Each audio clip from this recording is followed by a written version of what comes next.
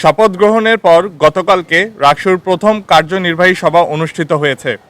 উক্ত সভায় অগ্রাধিকার ভিত্তিতে কয়েকটি সিদ্ধান্ত গৃহীত হয়েছে।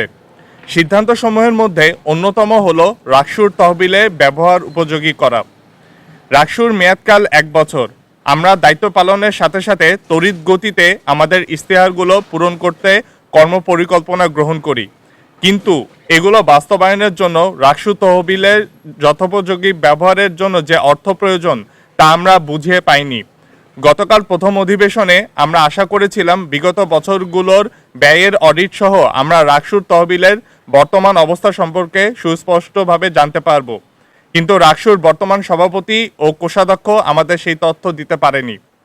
আপনারা জানেন, দীর্ঘ প্রায় ৩৫ বছর রাকসু অকার্যকর থাকলেও নিয়মিতভাবে রাকসুর কোষাধ্যক্ষ নিয়োগ দেওয়া হয়েছে এবং বিগত বছরগুলোতে রাকসুর সভাপতি এবং কোষাধ্যক্ষ ইচ্ছেমতো রাকসু তহবিল থেকে অর্থ অনিয়মিতভাবে বিভিন্ন খাতে ব্যয় করেছেন।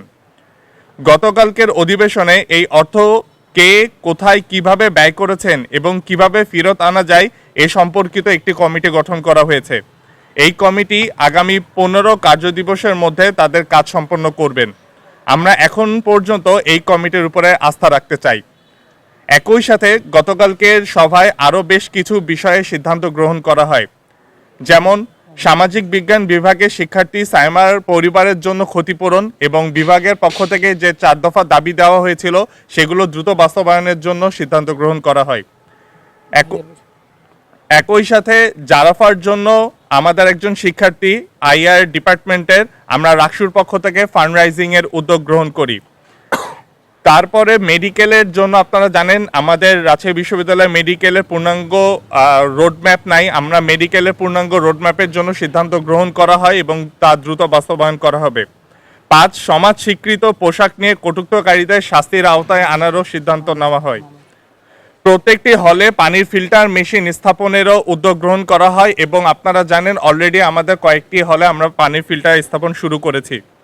প্রত্যেকটি একাডেমিক বিল্ডিংয়ে স্যানিটাইজেশন ভেন্ডিং মেশিন স্থাপনের সিদ্ধান্ত গ্রহণ করা হয়। ছাত্রীদের হলের সামনে pharmacy, super shop, mobile banking সুবিধা নিশ্চিত করার সিদ্ধান্ত গ্রহণ করা হয়। মহিলা এবং নারী শিক্ষার্থীদের জন্য জিমনেশিয়াম এবং খেলার মাঠ চালুকরণের সিদ্ধান্ত নেওয়া হয়।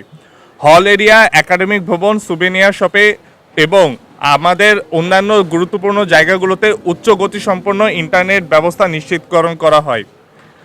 আন্তঃহল বিতর্ক আয়োজনের সিদ্ধান্ত গ্রহণ করা হয় এবং ক্লিন ক্যাম্পাস কর্মসূচি এবং আমাদের বিশ্ববিদ্যালয়ের যে আবর্জনা এবং জঙ্গল রয়েছে সেগুলো পরিষ্কারের সিদ্ধান্ত গ্রহণ করা হয়। আমরা আশাবাদ ব্যক্ত করছি আগামী 1 মাস অর্থাৎ এই নভেম্বর মাসের মধ্যেই আমরা এই সকল কার্যক্রম শেষ করতে পারবো।